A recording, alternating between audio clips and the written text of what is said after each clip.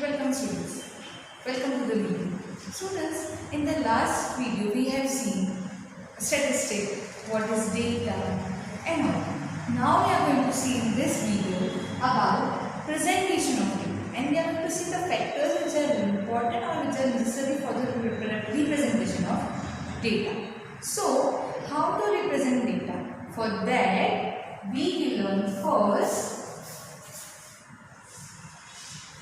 raw data.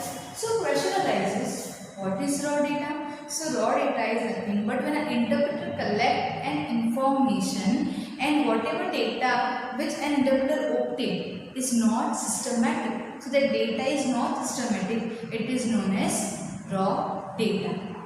Now students, that is nothing but raw data. Consider an example. If I have a blood group AB positive, A positive, B positive and O negative. Suppose this is a raw data. I am having a raw data for blood group that I am conducting a collection of data that in my class in 9th standard. What are the blood group of students? For that I am getting the information that some students are having B positive, A positive, B positive or O negative blood group. So basically this data is nothing but the raw data. This data is not systematic data. I am not able to conclude that how many students are having which blood group or how many students are having O negative or B positive. This is incomplete. So this is not in a systematic manner. So students, this raw data which is not in a systematic manner, which has been obtained by an interpreter, is nothing but known as raw data. So this was all about raw data. Now moving on, observation. So question arises, what is observation? Students, observation is that now this is the data, that is the fact which is obtained numerically from a data is nothing but an observation. So my observation can be A positive, B positive, O negative. This is my observation. That what I have observed, that in the class students are having following blood group. So following your blood group. The students are having this following blood group. So this is nothing but observation. So the facts which are obtained in number by collection of the data, that is nothing but observation. And this was all about the observation. There is one more concept with it, which is variable. So now we will see what is variable. So students, variable are nothing but the difference in the values. There is nothing but variable. So if we see all are having the same blood group, some are having AB, some are having A, some are having B. That sounds that everyone in this observation there are different values, different observation, different blood group. That sounds that variables are nothing but different variations or difference in the observation. So if I want to define variables and observation in one line, I can say that the data in which the difference in the variables is nothing but observation. This is how we can define observation and variable. Now students, moving on the very next and the very important topic where very objective questions can be asked on the basis of range. So now we will see what is range. So students, for understanding range, let us understand this concept with an example. So the example is such that I am conducting a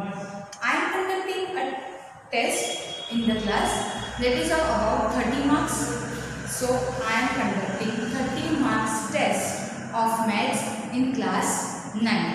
And now I am finding the range of the marks. So let us consider this example.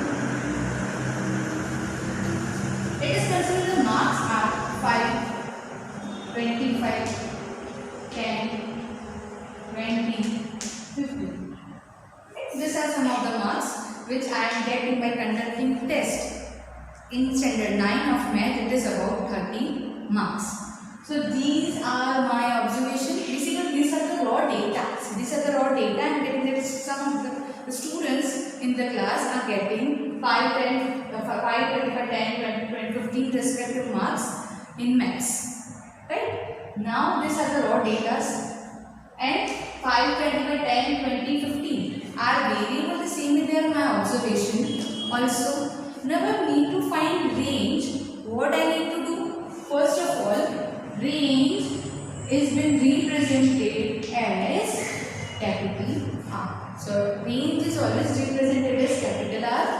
Now, the very first step for finding the range is arranging your observation in ascending order or descending order.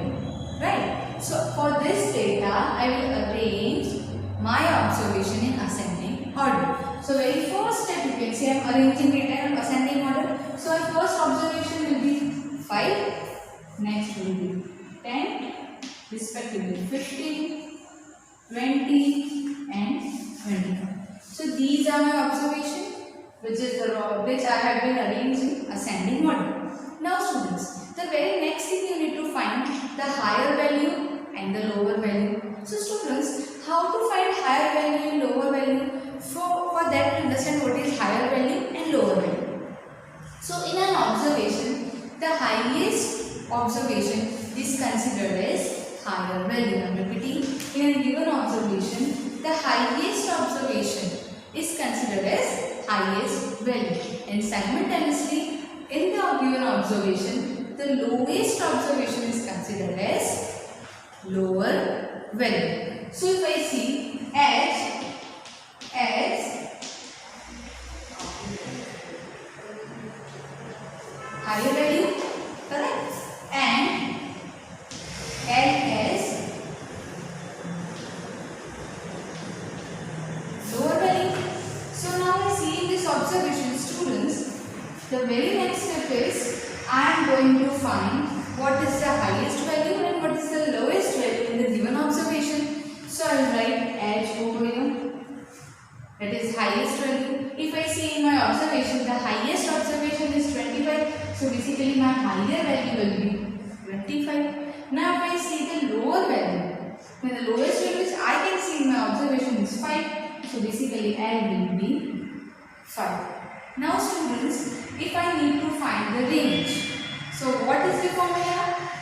The first step, we need to write the formula, that is R equals to H minus L.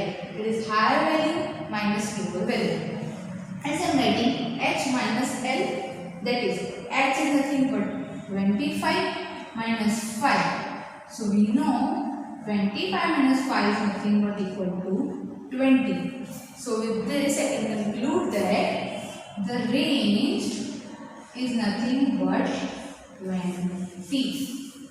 Here students, so we can say that for the given data, these are my observation and there is a range, it is represented by R, and to find the range I need two things, higher value and lower value. Before finding the higher value and lower value, we need to write our observation, we need to arrange our observation in ascending and descending order. So the ascending, so I have arranged this observation into ascending order. It is nothing but 5, 10, 15, 20, 25 respectively. After that I have said H is the higher value, it is the highest observation, L is the lower value, it is the lowest observation. Accordingly I am getting 25 and 5. Representing in the formula is R equals to H minus L. It is nothing but 25 minus 5. That is R I am getting is 20. So this will be the range of my given data. Now students, this is all about, we have completed about range. Now we will see classification of data. So classification of data, that means now when we are representing our data, there are several ways you can represent the data as per the required data, as per the obtained data. If the data is for 10 to 15 students, it is okay. But if the data is for 100 1000 students, then the represent changes, right students? So now before going on all of that concept, first we will understand what is and how we can classify the data. So for that,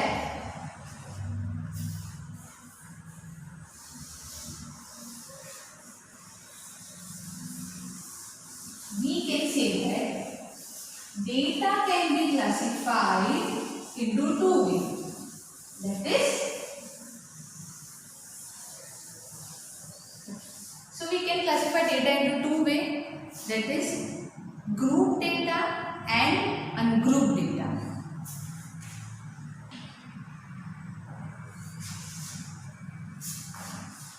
Group data and ungrouped data. So I am writing here data, and data can be classified into two ways. Which is the two way? Group data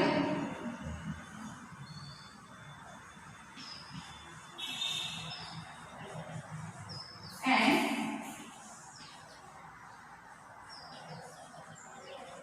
ungrouped data. So basically there are two, group data and ungrouped data. So first we will see what is ungrouped data. See students, ungrouped data is nothing but in that we will be able to find this data are arranged in a tabular form. They are arranged in a tabular form. Because before going on data, this is ungrouped data, we will see two terms. That is frequency. One is frequency and second is variables. So you have seen what is variables, where you are knowing the variables. So the repeating variable in an given data, which is represented as small n. I am repeating, in a given data or in given observation, the variable which is repeating is being represented as n. And n is nothing but known as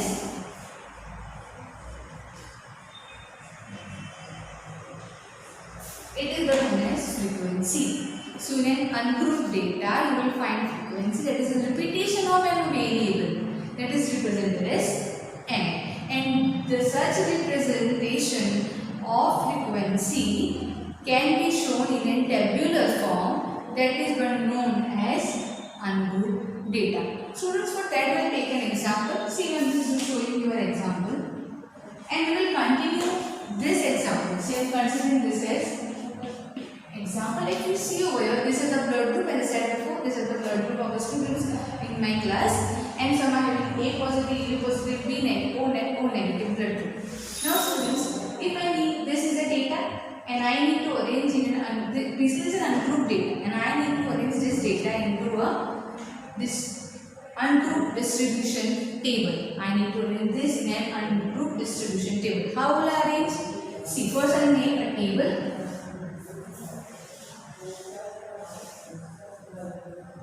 That is, it will have two things. This is the blood group, so I write over here.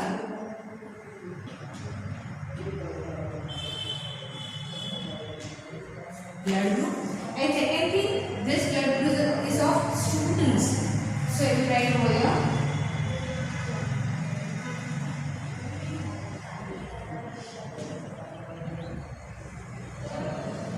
Number of students.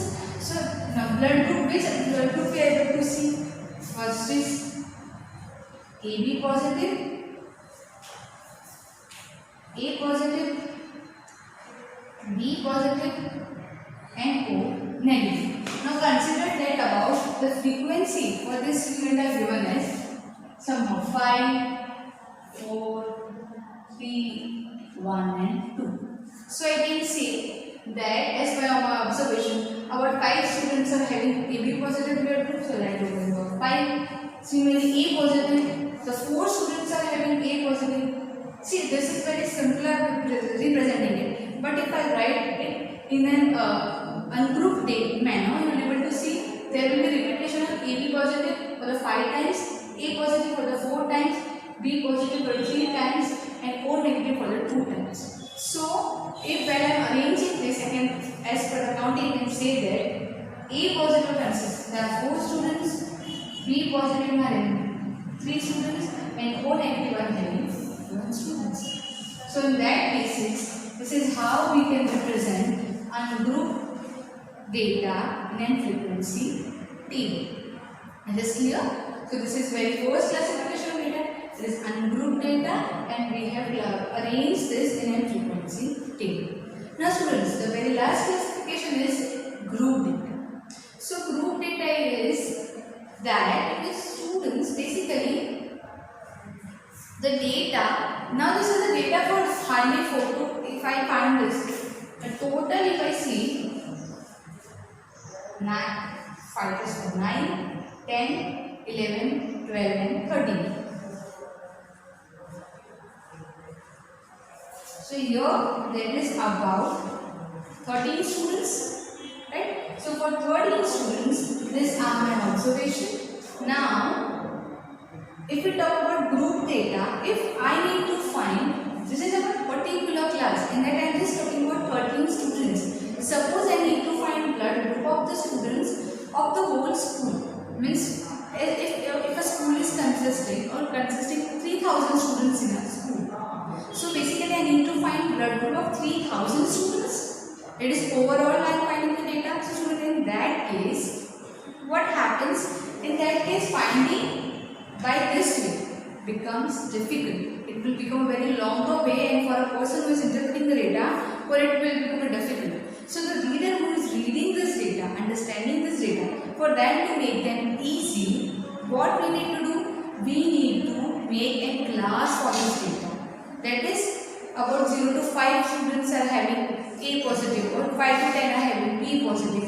This way we can make a class of this range of students, and on that basis we can represent the data. That is nothing but class of data means or you can say class interval.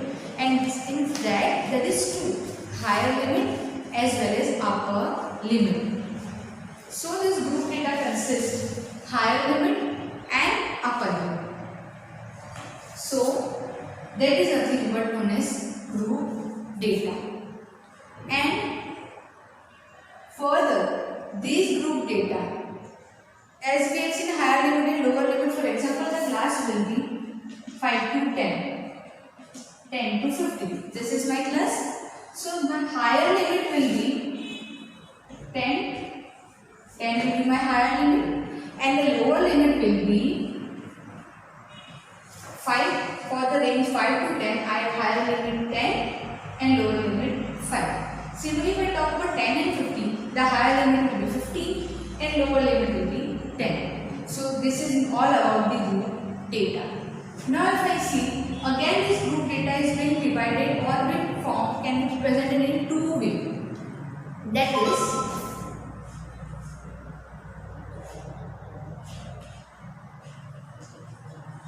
discrete and continuous. So discrete means, or we can say discrete or non-overlapping. 2 terms are being used, discrete or non-overlapping, and continuous or overlapping. So what is discrete or non-overlapping? For that, just see over here.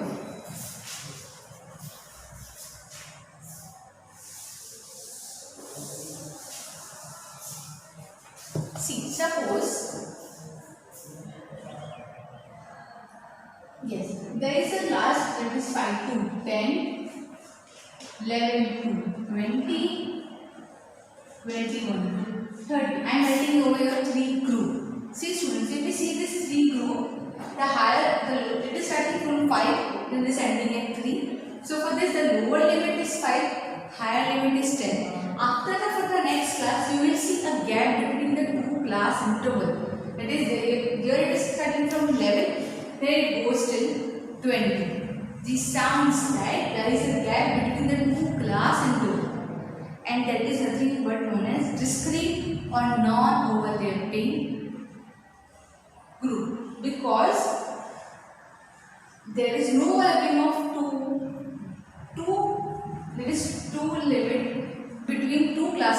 So that is 5 to 10, 10 to 20, 21 to 30. But it both consist, even then this will be the lower, this will be the higher limit, this will be the lower limit, this will be the higher limit. So we are going to get lower and higher limit, but there is no overlapping of two class interval. There will be the gap between two class interval. It is what discrete or non-overlapping data is. Now moving on, continuous data. So what is continuous data? For that, if I see 5 to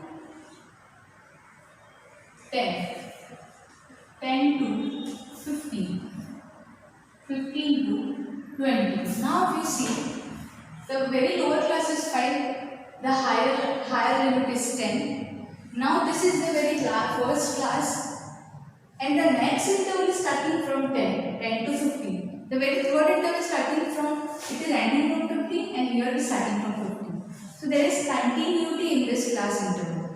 That shows that this is nothing but continuous group data, or it can be said as overlapping data, because these both intervals are overlapping each other. This is what continuous group data is. So students, today we have seen presentation of data, raw of data. We have seen what is observation, what is variable, what is range, and we have seen classification of data on basis of group data, and ungrouped data. Then we have seen what is ungrouped data, what is frequency, how we can arrange in frequency table, and then we have seen what is group data and what are higher limit, what is lower limit, in which condition we require this data, we use this data.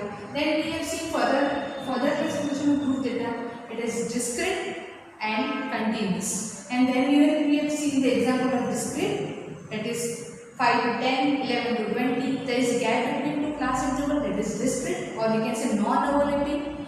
And then we have seen about continuous, that is overlapping. Same as 5 to 10, 10 to 15, 15 to 20.